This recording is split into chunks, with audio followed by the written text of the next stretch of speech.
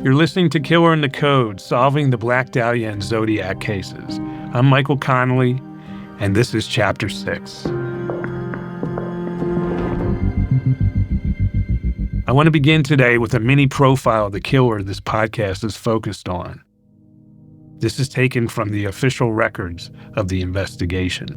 The crime would indicate a person, to my estimation, who had a mania for publicity. They wanted to gloat over the fact that they had been successful in their crime and got a kick out of it. Okay, so I think I know what you were thinking. That's got to come from the Zodiac case files, right? He's the one who wrote all the letters to the newspapers and authored the tantalizing ciphers, etc., etc. Well, yes and no. You could call it an early profile of the Zodiac, but it's actually from the sworn testimony of the lead detective on the Black Dahlia case, spoken to a grand jury in 1950, almost 20 years before the Zodiac killings took place and the self-proclaimed Zodiac began using publicity to gloat and taunt the public and to hold it in the grip of fear. A mania for publicity. That detective certainly got that right.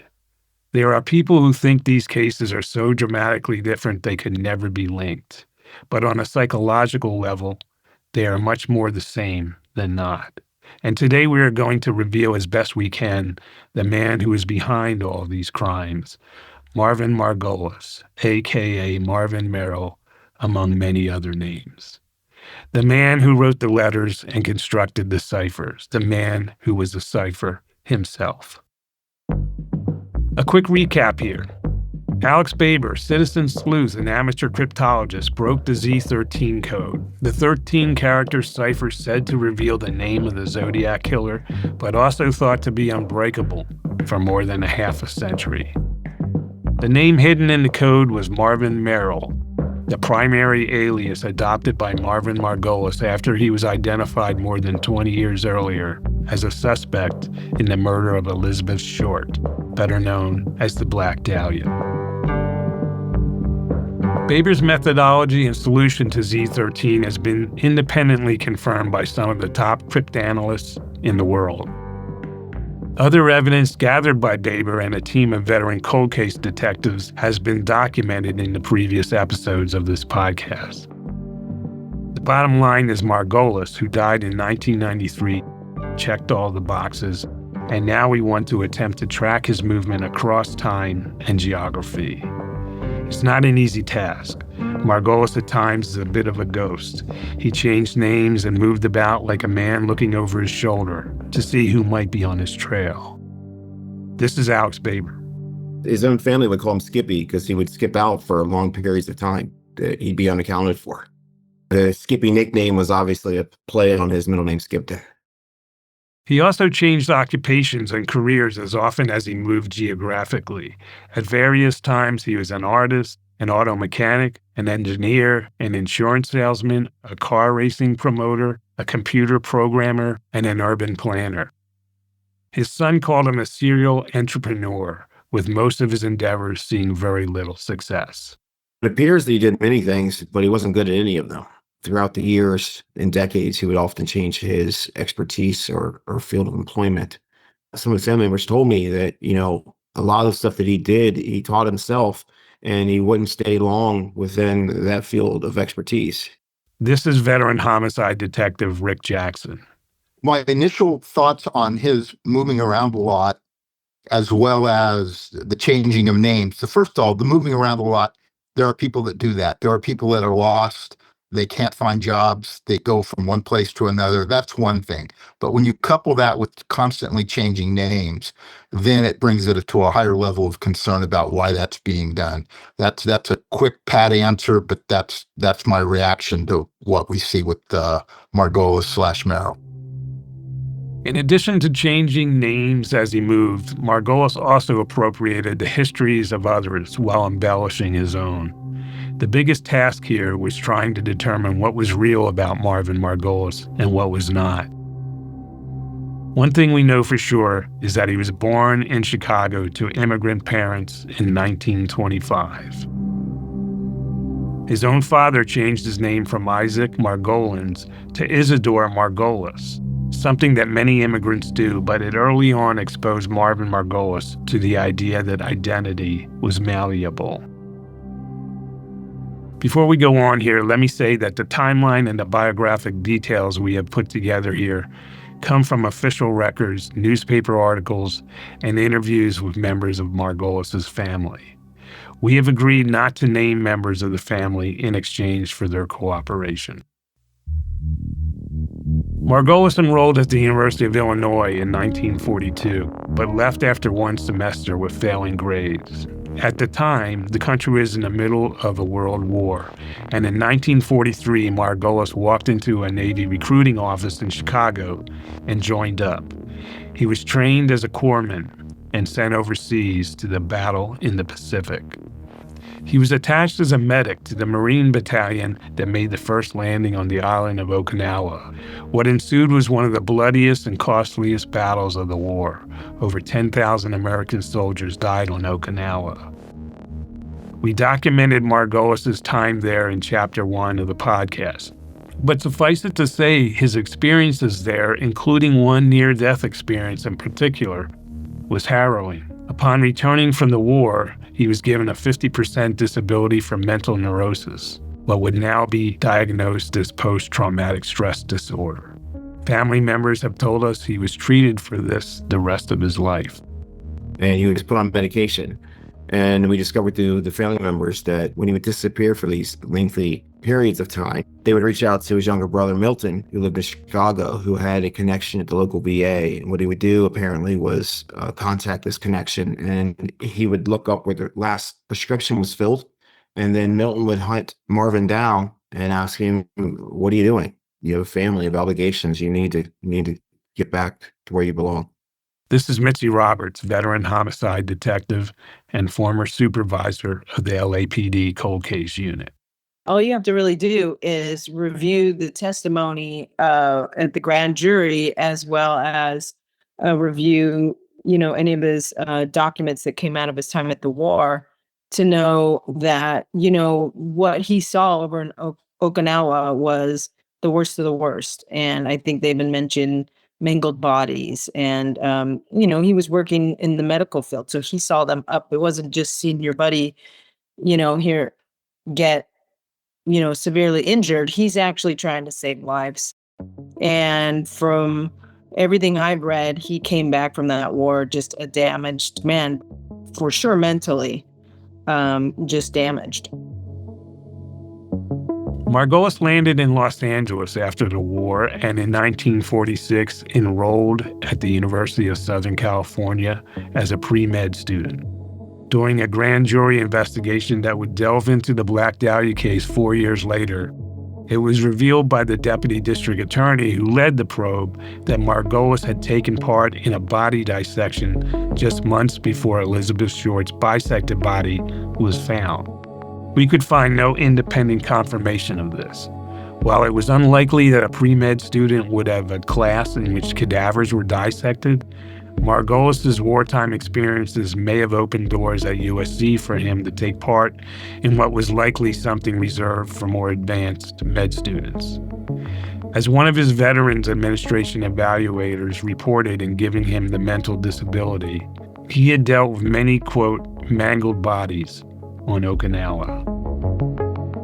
Either way, Margolis was attending classes at the time he had a relationship with Elizabeth Short, and subsequently when she was found murdered on January 15, 1947. At some point, Margolis changed his focus and started pursuing a pharmacy degree. Records show that in 1948, he was elected as an officer in the Pharmacy School's service organization.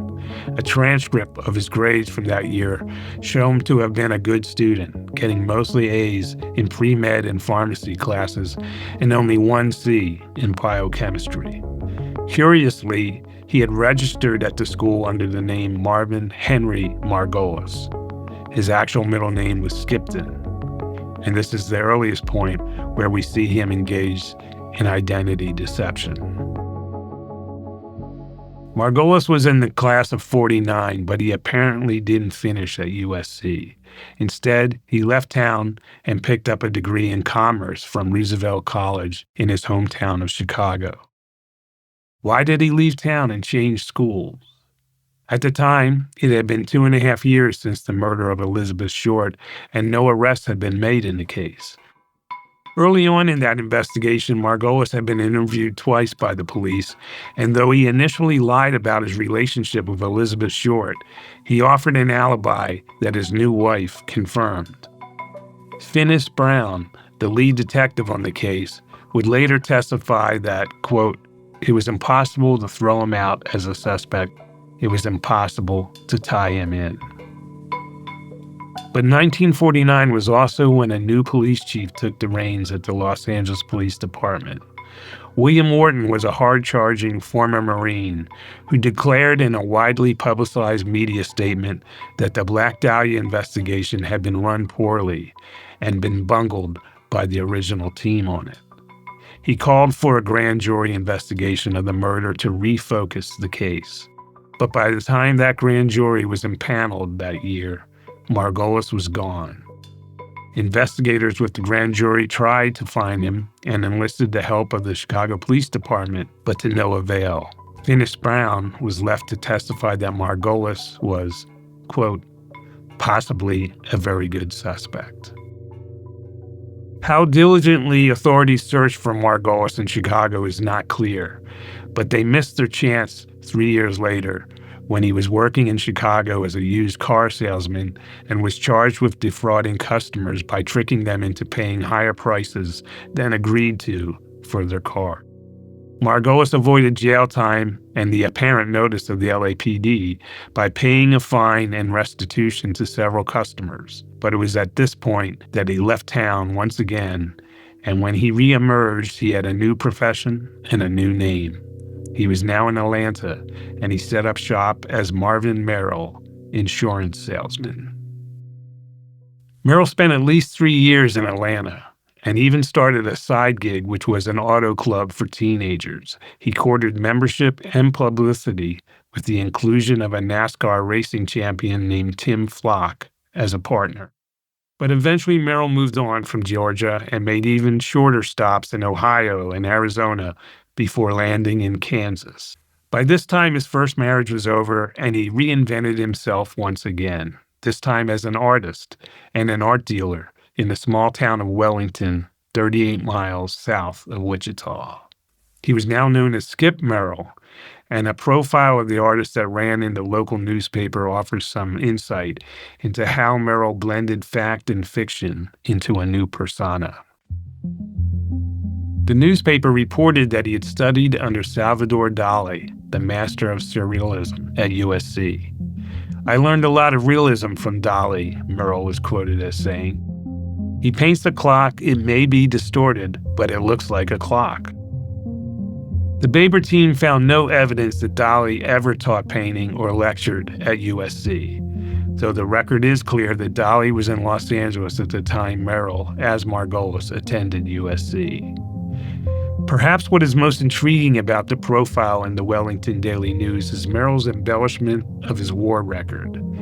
Here was a man who could truthfully say he was with the Marines on Okinawa, one of the bloodiest and most important battles of World War II.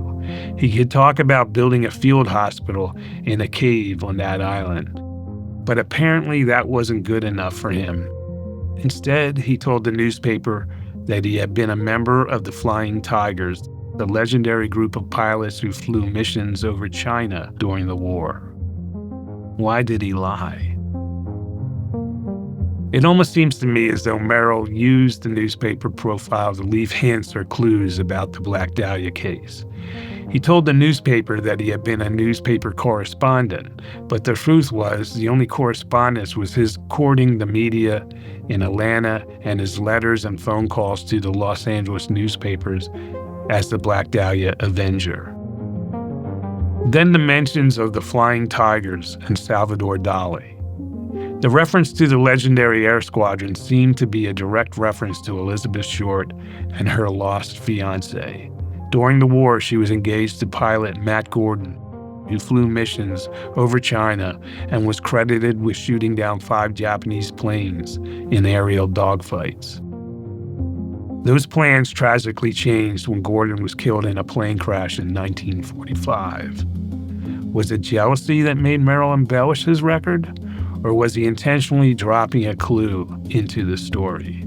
He was indeed a war hero in his own account, right? He's on the front lines as a naval corpsman. He's out there attempting to rescue people. He's tending to the wounded. And he comes back, and then you have this 14-year gap between the time the murder of Elizabeth Short took place and the time he did this interview in Wellington, Kansas.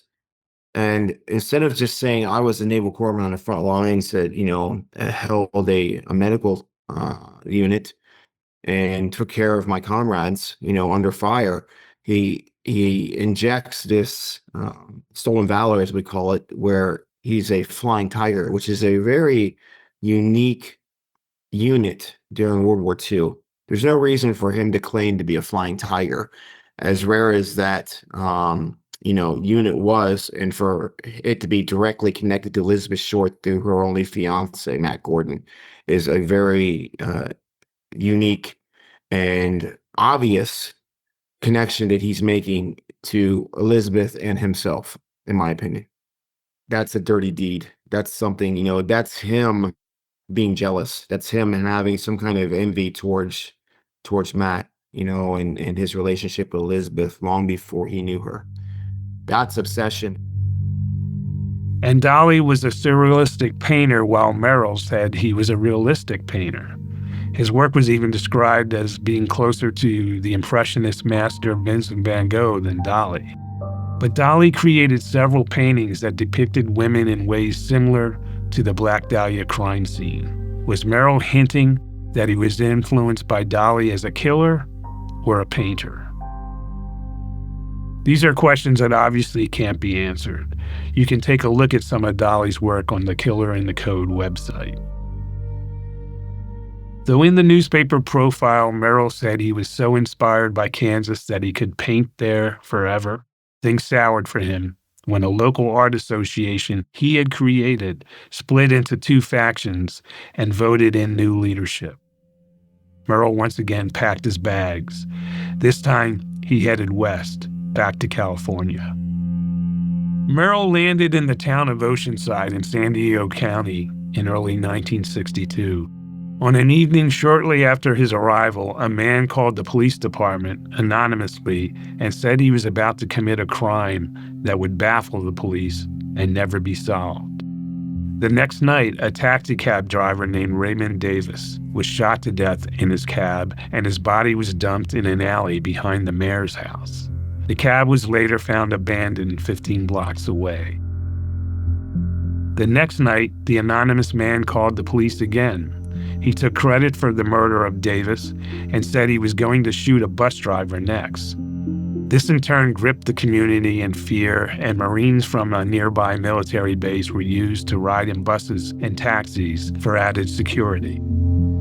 The murder of Davis, the dumping of his body behind the mayor's house, and the subsequent threat to kill a bus driver drew massive media attention, seemingly underlying the unknown killer's mania for publicity, to use a phrase from the Black Dahlia killer's profile.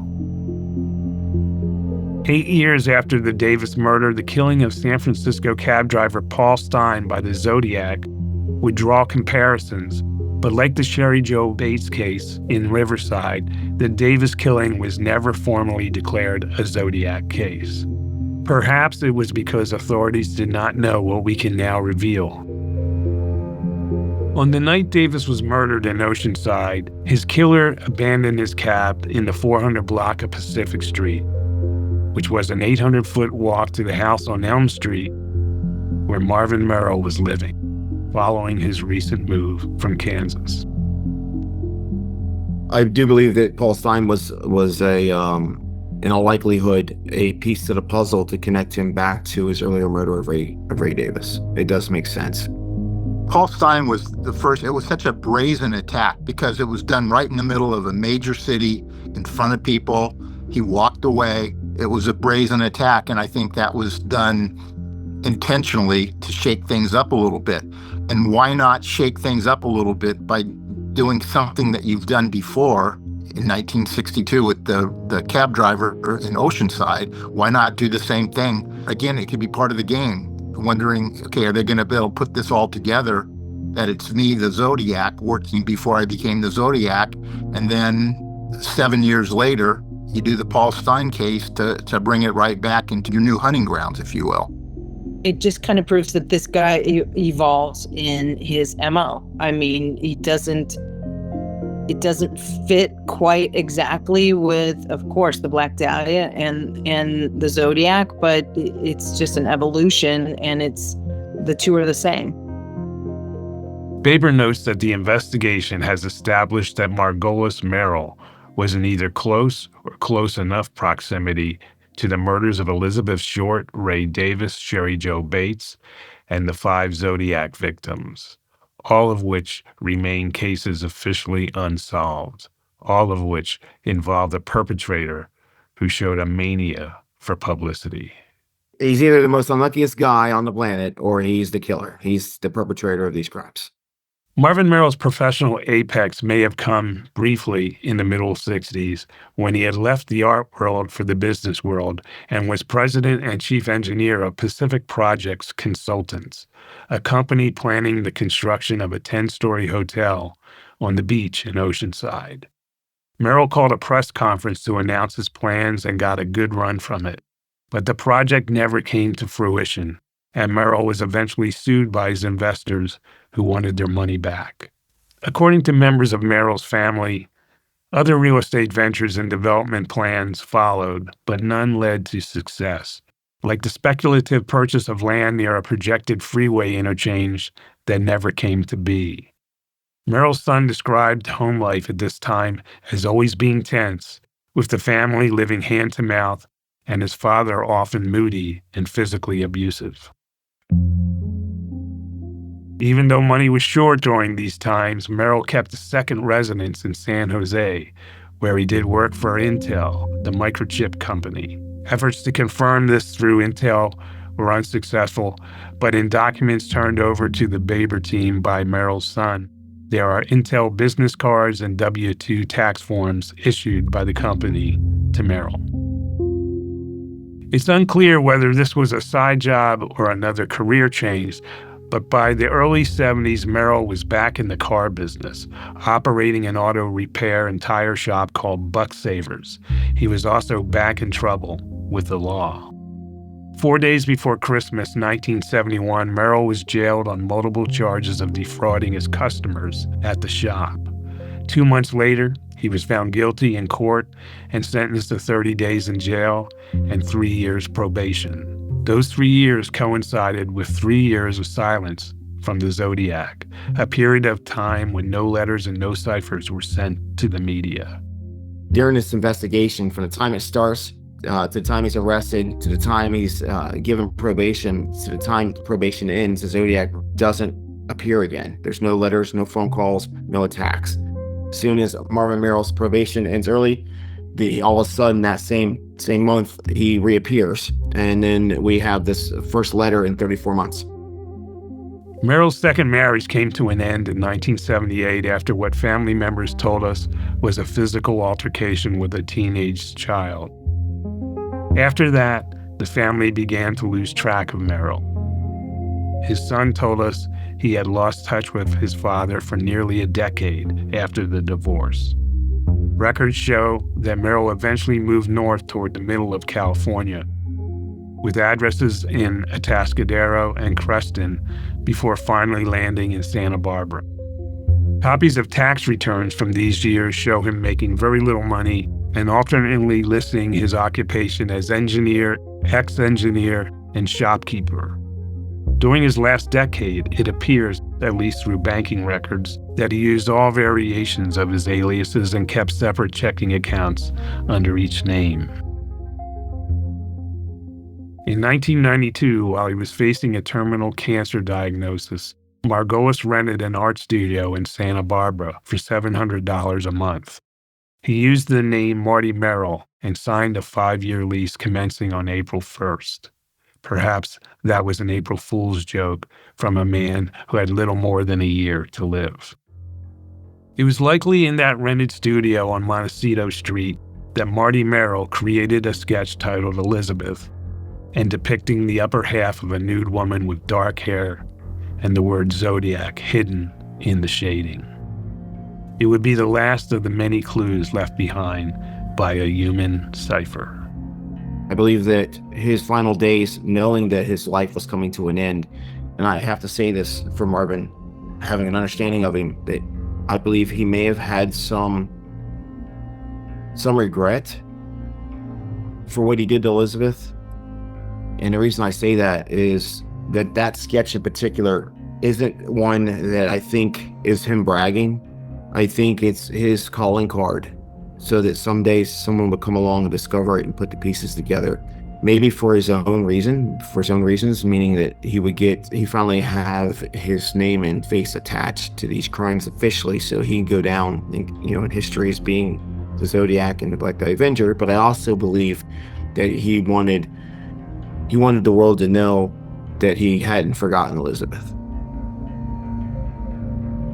I'm Michael Connelly, and you have been listening to Killer in the Code, solving the Black Dahlia and Zodiac cases. This chapter was written and produced by Michael Connelly. It was edited by Terrell Lee Langford, with sound design, music, and post-production services by Mark Henry Phillips. Go to our website, killerinthecode.com, for more information on the investigation. Send us questions and we will try to answer them in an upcoming roundtable discussion. And be sure to subscribe to the podcast so you will know when new chapters are available. We'll be back soon with Chapter 7. Thank you for listening.